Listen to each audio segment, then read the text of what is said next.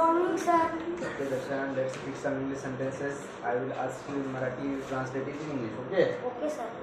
तो त्या आरशात त्याचे हात पाहत आहे. He is watching his hands in that mirror. Very good. तो तिच्या आरशात त्याचा चेहरा पाहत आहे. You are watching your face in her mirror. Very good. छान. मी सकाळपासून पुस्तक वाचत आहे. I have been reading a book since morning. मी पुस्तक विकतो. I sell books. आम्ही क्रिकेट खेळतो. We play cricket. तू पैसे खर्च करतोस. You spend money. तो पुस्तक लिहितो. He writes a book. ती कथा सांगते. She tells a story. ते बुद्धिबळ खेळतात. They play chess.